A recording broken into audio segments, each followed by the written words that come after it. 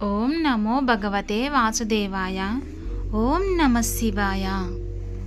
ఈరోజు మన వీడియోలో శంకర భగవత్పాదులు చంద్రశేఖర సరస్వతి స్వామివారి నడిచే దైవం పరమాచార్య చెప్పిన అమూల్యమైన మాటలలో ఒకటి చెప్పుకుందాం. నవగ్రహ దోష నివారణ యాగం చెయ్యాలా అని ఒకరు వచ్చారు. అప్పుడు స్వామి ఏం జవాబిచ్చాడంటే తెలుసుకుందాం ఈ వీడియోలో. స్వామి నడిచే దైవం పరమాచార్య స్వామి గురించి తెలియని వారంటూ ఎవ్వరూ ఉండరు.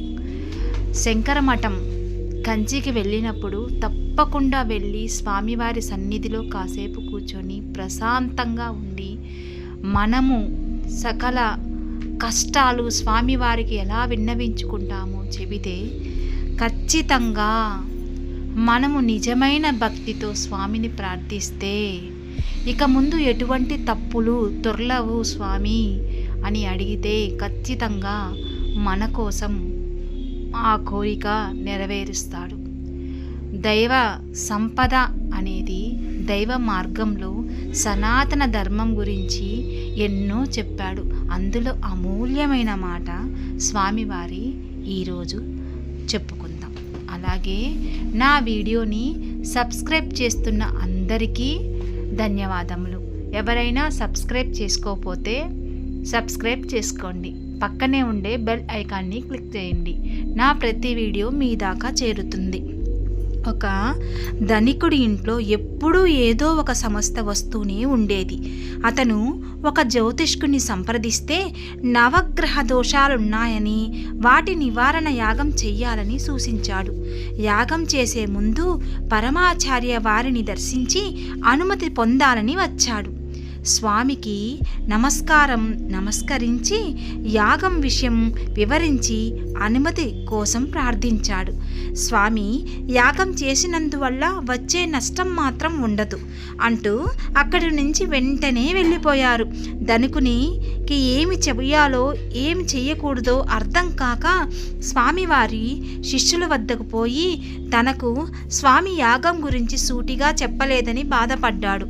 శిష్యుడు లోనికి వెళ్ళి స్వామివారి ధనికుని బాధ గురించి చెప్పాడు. స్వామి, నువ్వు వెళ్ళి అతనిని ఇలా చెప్పు, ప్రతి కుటుంబంలో కుటుంబ పెద్దకు కొన్ని బాధ్యతలు ఉంటాయి. అంటే ఇంట్లో తనను ఆశ్రయించుకుని ఉండే వృద్ధుల బాగోగులు తను శ్రద్ధగా వహించాలి. తన వద్ద పనిచేసే వారిని అనవసరంగా నిందించకూడదు. మూడోది, ఆకలి దప్పులతో ఎవరైనా వస్తే తన శక్తి మేరకు తప్పగా వారికి పెట్టాలి. ఇవి ప్రతి కుటుంబ పెద్ద ఖచ్చితంగా పాటించాలి. ఇతడు పాటిస్తున్నాడో లేదో కనుక్కో, అప్పుడు నేను ముందు చెప్పిన మాటలు అర్థమవుతుంది అని ముగించారు. శిష్యుడు వెళ్ళి స్వామివారికి చెప్పి విషయాలు తో అతని పరోక్షంగా తన లోపాలకి స్వామివారు గుర్తు చేస్తున్నారని అర్థమైంది. కన్నీళ్లతో స్వామివారిని మరలా దర్శించి నా లోపాలు నాకు తెలిసి వచ్చాయి పెరియవా, ప్రమాణపూర్వకంగా నా దోషాలను చెరిచేసుకుంటాను. యాగం చేయడానికి అనుమతిస్తారా స్వామి? అవసరం లేదు అంటూ ప్రసాదంతో పాటు ఆశీస్సులు అందించారు.